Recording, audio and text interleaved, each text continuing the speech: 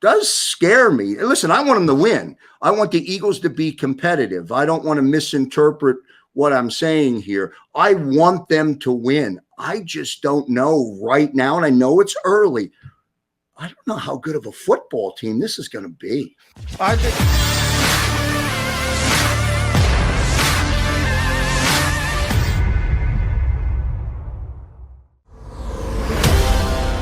we come to you on the JAKIB Media YouTube channel. Krausey and Johnny Mack getting back. Yeah, how about that, man? On a Wednesday morning. You just never know, Johnny Mack, when you will find a little nugget of surprise to begin your day. But Birds 365 in for Jody Mack, Joe Kraus here with you, at least to get us started and get underway. How are you today, sir? I'm doing well. Still got the Cal Ripken going, the Iron Man streak. Now I can give Jody Mack a little business when he does get on. So yeah, no, absolutely. I'm excited about that.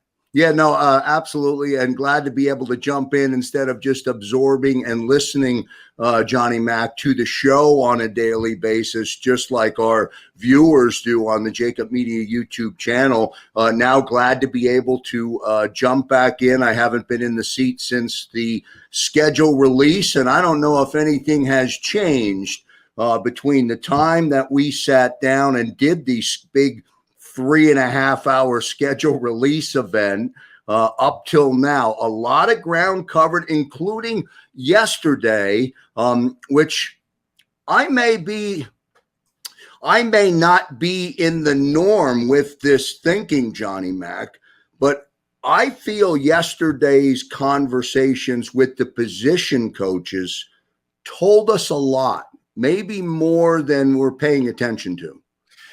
Yeah, I agree. I mean, this is the first time we got to talk to the position coaches, Kraus. The offensive assistants were yesterday. Today, this afternoon, we'll get to talk to some of the defensive assistants. Jeff Stoutland was the only one who didn't speak. He's going to go with the defense today. But that, Jeff Stoutland essentially is the only guy we really know well. So we already kind of know his philosophy, his ability, what he wants to accomplish with what has been one of the best offensive lines in the NFL.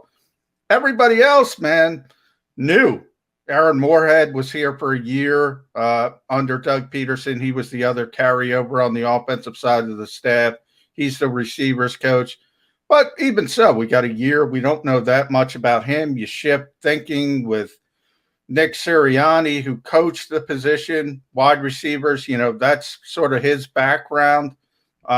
Everybody has a background before they become a head coach in this league.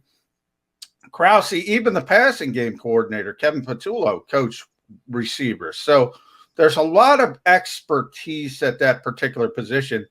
And by the way, I think that's a good thing because, as we all know, what has been the biggest bugaboo of this team over the past certainly 2 years, the wide receiver position, and they have to get going in the right direction. Jamal Singleton, the new running backs coach, assistant head coach, really impressive guy, Krausey. You could see what the Eagles saw in him, former Air Force cadet. He went to the Air Force Academy. You could see sort of that military background in him, the structure, his ability to communicate with people. I think there's a lot of positive there. And I think he's going to be a good sounding board for Nick Sirianni as a head coach because got no experience. You're learning on the job. That's one of those jobs, in this politicized environment, Krausey, everybody argues politics all the time. My guy's has no experience to be president. This guy's not got no experience. This guy does, blah, blah. Nobody has any experience to be president until you're president. Sort of like a head coach in the National Football League. Nobody is ready to be a head coach in the National Football League until they get the job, and you sort of learn on the fly, learn on the job. I don't want to be repetitive, and you may have covered this with Jody Mack as the pre-camp of your visits to Eagles camp during the month of May. You had firsthand opportunity when you were allowed to be there to watch and look and see Nick Sirianni at work. You can compare him to many previous head coaches, Johnny Mack. What did that look like? Was Nick a fish out of water? Was Nick in control and in command? Was he feeling himself out? What did the process look like? No, I mean, look, when I say you don't have any experience being a head coach, it generally involves this stuff off the field. There's so many ancillary parts of that job that people don't even think about. And the one thing that every first-time head coach has told me is, man, I didn't know how much other stuff I had to do. In other words, other stuff that didn't involve football. When they're on the field, they're like a fish in water. I mean, that's where they feel comfortable. And Nick's been around football practices his entire life. His family is a football family. His father was a head coach, obviously at a lower level. His brothers are head coaches. So he knows how to run a practice. He knows how to go about it. There's some competitive aspects. You know, you've probably seen Krausey, people talking about tetherball and competition and backpedaling races. So he tries to get guys involved, engaged. And by the way, I think that's a good thing because football practice is boring for those who don't know. I mean, if you're there, Johnny Mack, there is that need from the head coach. There is that need to be able to command a certain presence amongst everybody else that's there. Did Nick have that presence? That's kind of to be determined. I think he has the presence. My concern, he's a very energetic guy. When you talk to the Eagles players, that's the first thing that comes out of their mouth, not only about Nick Sirianni, but the coaching staff in general. It's very young. It's very inexperienced group. And I've said this earlier this week on the show, Krausey. This is one of those situations, everything in the NFL, let's be honest, everything in the NFL comes down to winning and losing. If you win, nobody's going to say anything. Nobody's going to say a peep. If you lose, you know, all this other stuff comes up. Perfect example of this is Carson Wentz. You know, nobody had a problem with Carson Wentz when the team was winning. All of a sudden, when they're losing, oh, he's aloof. He doesn't get everybody engaged. Well, he didn't change. He was the same guy from day one to the last day in Philadelphia. So it's always about winning and losing. My point with that is some of the out of the box stuff, the tetherball contest, the backpedaling races. You know, if the Eagles start losing, if they're 0-4, if they're 0-5, you know, some Debbie Downers are saying 0-6 because of the first part of their schedule. Then all of a sudden you're going to start hearing about that stuff. You're going to start hearing about, oh, this is a high school guy. This is rah-rah. This is that. But only if you lose. If you win, Krausey, you can do whatever the heck you want. And people are going to say, wow, this guy's a genius. This guy's so innovative. So you kind of know how that works.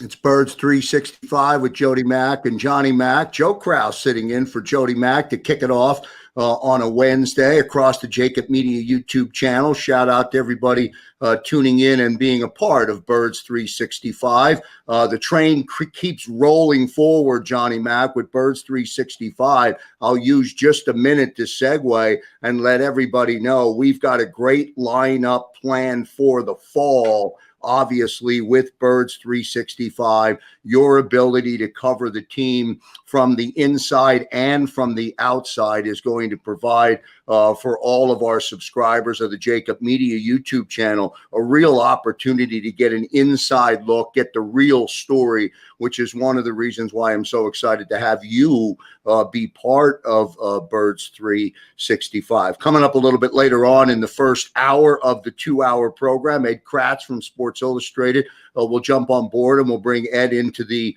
conversation. I know you guys fondly refer to Ed as coming in out of the bullpen as the Mariano Rivera of Birds 365, but we'll bring him into the chatter as well. Yeah, and Ed obviously covers the team with me on a daily basis over at Sports Illustrated. So nobody's better plugged in, and that's what we do on the show. We've gotten so many people already from not only a local but a national perspective. And hey, National Football Show. Dan Cilio's doing a great job. Some of the guests over there from a national perspective have been phenomenal. And the one thing, Krausey, we've been able to get Amy Trask on this program. Mike Tannenbaum, the ex-GM of the Jets, was on. Randy Mueller, the ex-GM in New Orleans, longtime executive. Andrew Brandt, on and on and on. So you get these deep perspectives into the team and how it's being built. And it's really interesting because everything is so new and everything is coming off the Super Bowl, which is, I think people forget, such a short time ago, Super Bowl 52. So the fact that we're sitting here, we're doing this program, we're talking about Nick Sirianni and Jalen Hurts. We're not talking about Doug Peterson. We're not talking about Carson Wentz. It's pretty amazing. Life moves fast is what I'm trying to say, Joe Kraus. Yeah, and I know you had just mentioned 0-4, 0-5, 0-6, and it made me remember our conversation about the opening 6 games. We covered the entire schedule when we did the schedule release 3-hour plus broadcast, but we did talk, Johnny Mac, about that opening 6 games.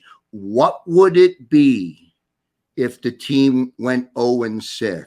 What would it look like? And of course, they open up with Atlanta. Now Julio Jones is out of there. So yeah. I'm thinking, hey, maybe that gives us a little bit of a better chance now that Julio's not going to be in the building. But your thoughts on that? Well, number one, I don't think it's going to happen. I always say in the NFL, look, if you want to be a pessimist, you can talk yourself into things because everybody has good players in the NFL. There's not a, Alabama versus whatever, Xander, who was on that schedule. Maybe Xander will pop in the Citadel or somebody like that, where my point is, Alabama's going to win that football game.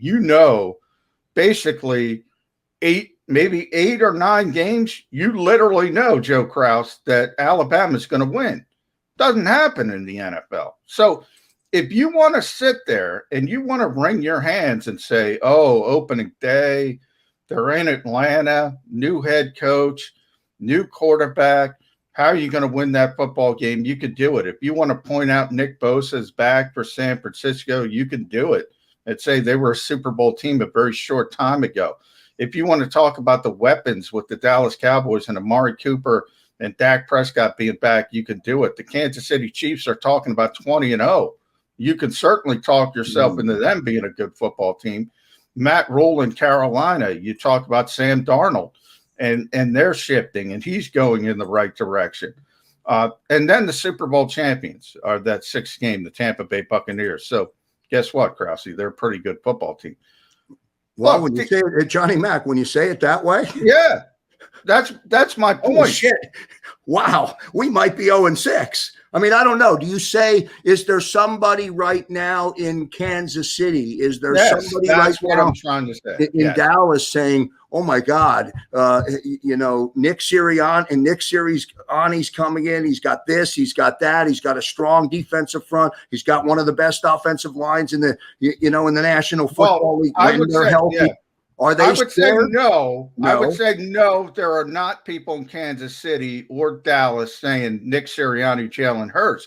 But I would say, Joe, there are people even in Kansas City saying, oh, you know what? If they're hand wringers, they're going, oh, Lane Johnson's going to be healthy. Brandon Brooks is going to be healthy. Jason Kelsey's still out there. The defensive line, Fletcher Cox is still good. Brandon Graham. So they're talking themselves into, that might be tougher than people think it is, but from a different way. No, they're probably not looking at the quarterback and the head coach and saying that's a really difficult matchup. But they are talking about it on other places of the field. John, I've heard you say this many times, John McMullen. This is a evolving league. This is a passing league. This is a high scoring league. And if Jalen Hurts and the weapons that he has on offense don't fall into a category of being a conversation by the opposing team or being a threat to the opposing team, just from a standpoint of saying that, does scare me. Listen, I want them to win. I want the Eagles to be competitive. I don't want to misinterpret what I'm saying here. I want them to win. I just don't know right now, and I know it's early. I don't know how good of a football team this is going to be. I think it's fair. I mean, we have so many national experts on this show. They all have the Eagles basically at the bottom of the league, bottom 5. Maybe the optimistic ones have them as the 24th or 25th team in the power rankings. Point is, Joe, not many people think this is going to be a good football team. But as I said in life, things change quickly. And if Miles Sanders turns into Miles Sanders like he was a rookie and Devontae Smith hits the ground running and he looks like the Heisman Trophy winner that he was at Alabama, that can change quickly. And you could say, wow, the Eagles got some explosive players.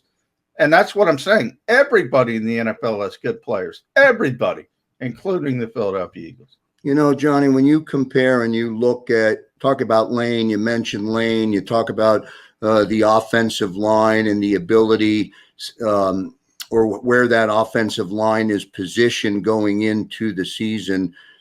I go back to Carson's final year, and I don't want to get into a Carson Wentz conversation. I get it. But one of the issues that was constantly talked about was the amount of pressure that Carson Wentz was under. The amount of pressure that was coming from the defense. Will that be the same pressure on Jalen Hurts? And if the answer is yes, what does that mean other than perhaps Jalen can extend the play, a little better than Carson now? Might be the same result.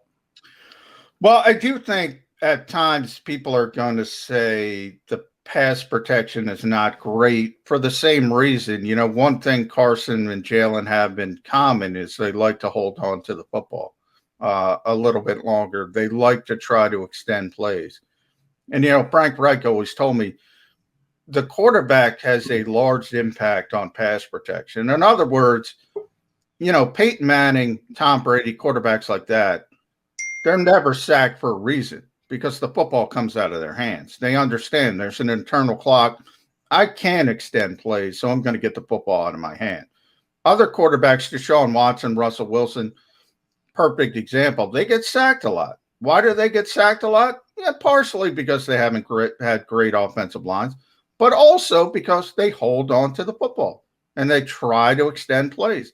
So you're going to get some sacks. So if you're just looking at, Jalen Hurts is going to get sacked, yeah, he probably is a little bit more than certainly the league average. Birds 365 with Jody Mack and Johnny Mack across the JAKIB Media YouTube channel. I already blew past my first break cue, Johnny Mack.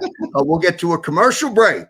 Back in a moment. If you missed any of today's show on the JAKIB Media channel, listen to the podcast on your way home. Available on YouTube, Apple, and Spotify.